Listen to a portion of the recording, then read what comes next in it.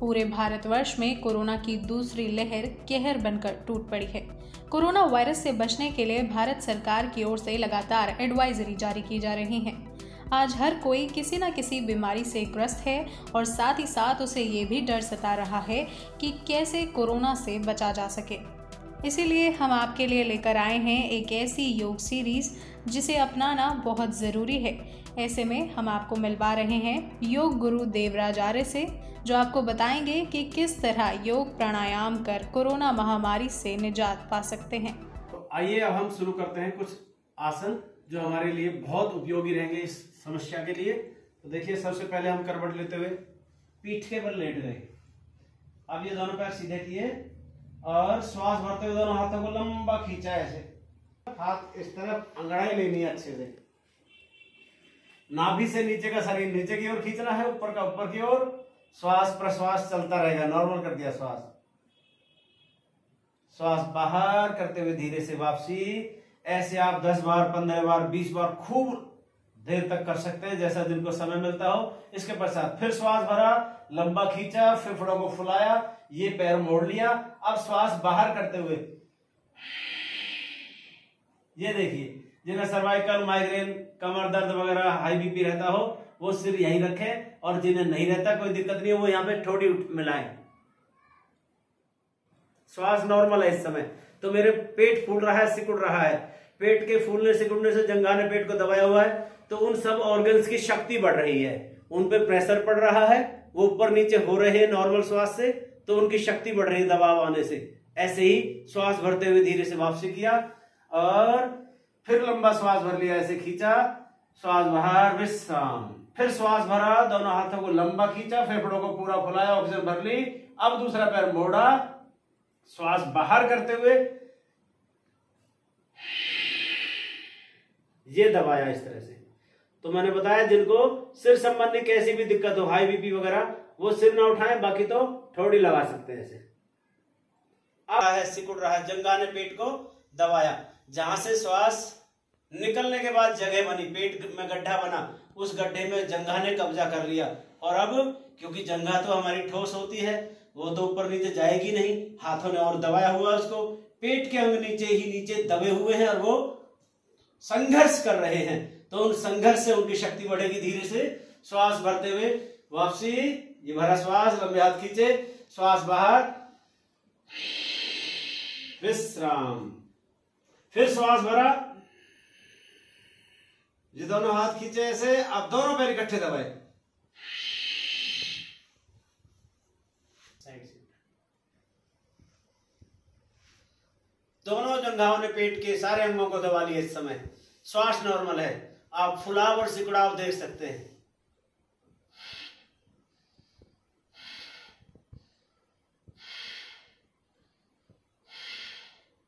श्वास भरते हुए धीरे से वापसी और श्वास बाहर,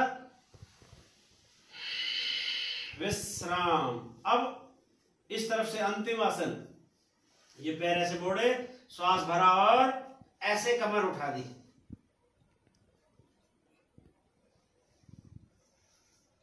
नॉर्मल श्वास कर दिया।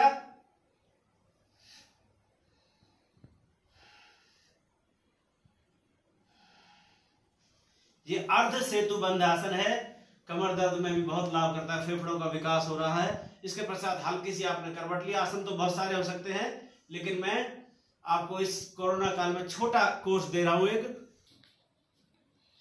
ये भुजंग आसन सब कर लेते हैं इसको।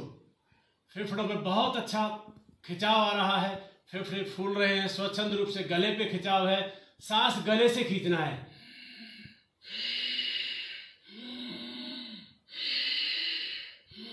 आसन में ज्यादा देर रुकना है तो नॉर्मल श्वास चलता रहेगा, लेकिन नॉर्मल श्वास भी गले से खींचना है।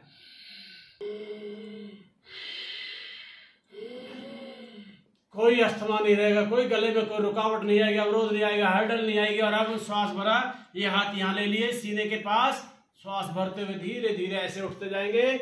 और अब हमारा पूरा जो पेट है ये सारा खिंचा हुआ है, निचले वाले पेट पे वजन भी है, खिंचाव भी है उन अंगों पे।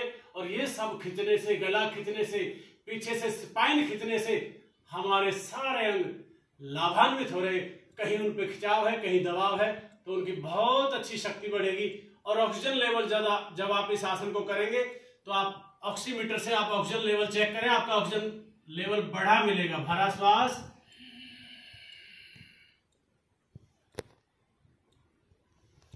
इसमें धीरे धीरे वापस आए, फिर श्वास भरते हुए।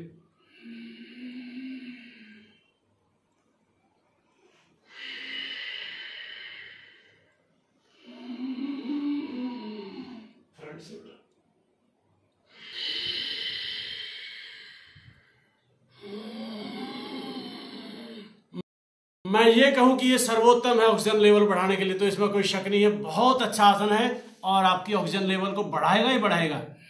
फेफड़ों का पूरा फैलाव हो रहा है, पूरे विकसित हो रहे हैं, खिंचाव हो रहा है उनका, और हृदय का भी साथ साथ, गले का भी साथ साथ, स्पाइन का भी, पेट के अंगों का भी, सबका खिंचाव, कंधों पे, बाजुओं पे इनकी शक्ति बढ़ रही है सबकी। तो इसकी आप आवृत्तियां करें कई बार, नीचे जाएं श्वास बाहर करते हुए, ऊपर जाएं श्वास भरते हुए, जैसी आपकी क्षमता है इसकी कई आवृत्तियां करें, या एक ही बार में आप रुक सकते हैं, ऐसे भी करें। इसके पश्चात दोनों हाथ ऐसे थाइस के नीचे दबा लिए, श्वास भरा और एक पैर उठाया ऐसे। इस समय मेरे फेफड़ों पे पूरा वजन आ रहा है, मैंने चेहरा दूसरी तरफ मोड़ लिया है। इस समय आप भी मोड़ सकते हैं सुविधा के लिए। फेफड़ों पे वजन, हृदय पे वजन, उनको सहन शक्ति बढ़ानी पड़ रही है अपनी, उनकी सहन शक्ति बढ़ रही है, उनकी ताकत बढ़ रही है। ऐसे ही कुछ देर रुकने के बाद श्वास बाहर करते हुए वापसी, फिर श्वास भरा, चेहरा दूसरी तरफ, अर्ध शलभासन है ये।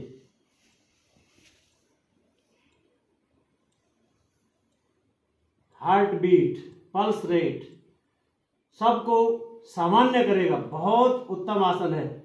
जहां हृदय की शक्ति बढ़ेगी वहां फेफड़ों की, वहीं और दूसरे अंग प्रत्यंग की। धीरे से वापसी, और इसी प्रकार से इसमें हम दोनों पैर से भी उठा सकते हैं, जिनकी क्षमता हो वो उठा लें, जिन्हें मुश्किल लगे वो रहने दें।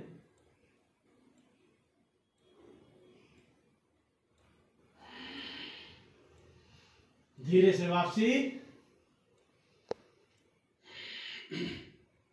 इसके पश्चात बहुत मुख्य आसन है, बहुत लाभकारी है, हृदय को इतना विकास और विस्तृत करेगा, इतनी शक्ति देगा, ये है धनुरासन। श्वास भरा,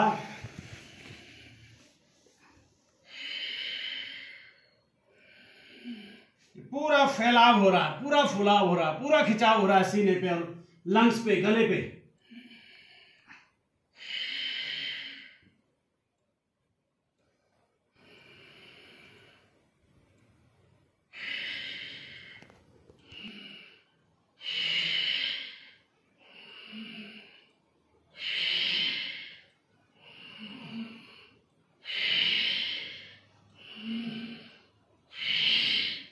आप इस तरह से इसमें रुक भी सकते हैं, इसको बार बार करेंगे तो ज्यादा लाभ करेगा, क्योंकि बार बार करेंगे तो बार बार ऑक्सीजन भरी जाएगी, बार बार निकल रही है टॉक्सिन्स और विजातीय जो हमारे जो अपान वायु है। इसके पश्चात आप ये मार्जार आसन करें, पूरे फेफड़े फूलेंगे, गला खींचेगा, पेट अंदर सिकोड़ना है, पीठ ऊंची जाएगी।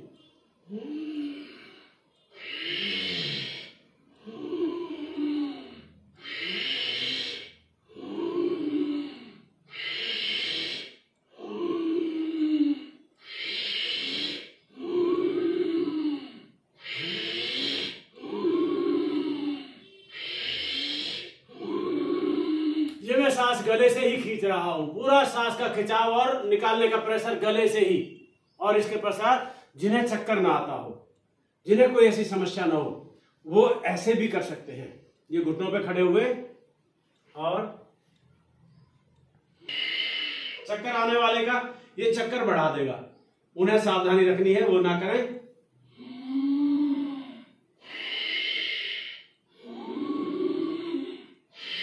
खिंचाव वही गले से, वैक्यूम।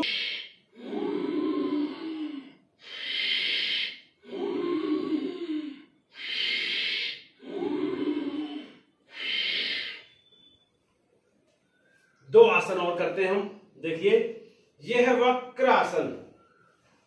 ये ऐसे पैर मोड़ा तो ये जंघा हमारे पेट को बहुत अच्छे से भींचेगी ऐसे करके, और श्वास भर के ऐसे गए, बाद में नॉर्मल श्वास कर देंगे। अब पेट फूल रहा है, सिकुड़ रहा है, फूल रहा है, सिकुड़ रहा है, और जंघा तो अपनी जगह से हटने वाली नहीं, क्योंकि इधर कोहनी ने ब्लॉक कर दिया जंघा को। तो पेट बहुत अच्छे से भिज रहा है, तो पेट के सारे अंगों की शक्ति बढ़ेगी ही बढ़ेगी। हाँ, जो थोड़े खाते पीते घर के हैं वो इसको ऐसे यहां से रोक ले, जिनसे ऐसे हाथ क्रॉस ना हो, कोई बात नहीं, टेंशन नहीं लेनी, बस ये घुटना 90 डिग्री पे खड़ा रखना है और बस पीछे घूम जाना है, ऐसे हो जाएगा। दूसरी तरफ से किया, ये पैर मोड़ लिया और ये घुटना 90 डिग्री पे खड़ा करना ही बस सिक्योर करना है, श्योर करना है आपने कि ये खड़ा रहे, चाहे हाथ के सहारे से ऐसे करे, चाहे कौड़ी यहां आ जाए तो ऐसे कर सकते हैं। श्वास भरा और घूंगे पीछे। अब देखिए मेरे जंघा ने पेट को बहुत अच्छी तरह से दबाया हुआ है। अब नॉर्मल श्वास मेरा चल रहा है, पेट बार बार फूल रहा है, बार बार अंदर सिकुड़ रहा है, और क्योंकि जंघा तो इस प्रेशर की वजह से, हाथ के प्रेशर की वजह से हट नहीं सकती, यहां से पेट पे बीत रही है जो बीती है, तो इसलिए उसकी शक्ति बढ़ेगी। जैसे कि पानी के अंदर बैलून को, गुब्बारे को, बॉल को दबाएंगे, उतनी ही प्रेशर से आती है वो बाहर को, ऐसे ही यहाँ ये पेट भी उसी प्रेशर से अप डाउन ऐसे ऐसे हो रहा है, तो आपके पेट के ऑर्गन्स की शक्ति बढ़ेगी। इसका विपरीत और पूरक आसन ये है, ये घुटना क्रॉस करके आपने पैर ऐसे टिका लिया, ये हाथ फिर से क्रॉस किया, ऐसे पकड़ा और अब पीछे घूम गए ऐसे, श्वास नॉर्मल कर दिया, पेट को फूलने दीजिए, सिकुड़ने दीजिए, फूलने दीजिए, सिकुड़ने दीजिए। कैसे शुगर रहेगी और दूसरे रोग रहेंगे, रह ही नहीं सकते। ये बैक पेन को भी ठीक करता है, ये आपकी शुगर पेनक्रियाज को मजबूती देगा, इंसुलिन नेचुरल बनने लगेगा, लीवर आपका सशक्त रहेगा, लीवर में कोई कमजोरी और विकार नहीं आएगा। तो बहुत ही उत्तम और लाभकारी आसन है ये अर्ध मत्स्येंद्रासन। इसका दूसरी ओर से पूरक है, ये यहां से पकड़ा, श्वास भरा और श्वास नॉर्मल चल रहा है, पेट फूल रहा है, सिकुड़ रहा है, फूल रहा है, सिकुड़ रहा है।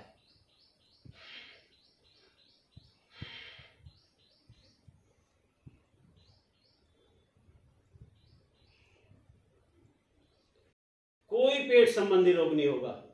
धीरे से आपका नहीं करना चाह रहा, आप लंबा कोर्स करने के लिए हो सकता है तो मेरा यूट्यूब चैनल भी है, उस पर भी आप देख सकते हैं, देवराज आर्य नाम करके। तो उस पर तरह तरह के रोगों का इलाज, तरह तरह की तकलीफों का इलाज, तरह तरह से फिट रहने के लिए, स्वस्थ रहने के लिए बहुत सारे आसन और प्राणायाम और दूसरी जानकारियां मैंने देने का प्रयास किया है। मैं आशा करता हूं आप इस प्रकार से प्राणायाम और योग आसन करके अपने शरीर को जहां फ्लेक्सिबल, मजबूत हड्डियों को स्वस्थ करेंगे वहीं आपके फेफड़े, आपका हृदय, आपका मस्तिष्क, पूरा शरीर स्वस्थ रहे, और आप स्वस्थ रहेंगे, आपका परिवार स्वस्थ रहेगा, मेरा राष्ट्र स्वस्थ रहेगा और ये पूरा विश्व स्वस्थ रहे, ऐसी मेरी कामना है। मेरा आप सभी से एक और आग्रह है, जहां इस कोरोना महामारी ने, इस भयंकर बीमारी ने मानवता को तार तार किया है, मानवता को डराया हुआ है, मानव सहमा हुआ है, रिश्तों को तार तार किया है। हम एक दूसरे परिचित और घनिष्ठ जो मित्र होते हैं, घनिष्ठ रिश्ते जहां हैं हमारे, उनको अगर वो पीड़ित हैं, अगर वो संक्रमित हो जाते हैं, तो उस अवस्था में हम उनसे मिलने नहीं जा सकते, चाहे वो किसी भी रूप में रिश्ता क्यों ना हो, उनसे हम बिछड़े हुए हैं। ऐसी अवस्था में जो निरीह प्राणी इस मानव जाति के ऊपर आश्रित थी, वह निरीह प्राणी तड़प तड़प के मर रही है। ऐसे में हम सबका दायित्व बनता है, जो भी थोड़ी थोड़ी क्षमता रखते हैं, हम अपनी क्षमता अनुसार, चाहे वो गाय है, चाहे वो भेड़ बकरी है, चाहे वो और कुत्ता बिल्ली है, चाहे वो बंदर है, चाहे और दूसरे निरीह प्राणी हैं जिनका मैं नाम नहीं ले पाया, ऐसे भी प्राणी हैं जहां जिनकी आप जैसे भी मदद कर सके, चाहे पानी पिलाएं, उनको थोड़ा चारा दें, रोटी इत्यादि दें, जो भी जिनका भोग्य पदार्थ है, जो भी उनका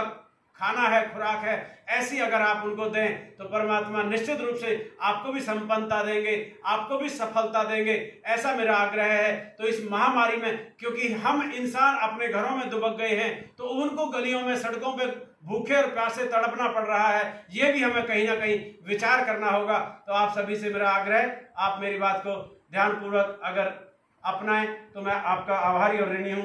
धन्यवाद। शुभ नमस्ते।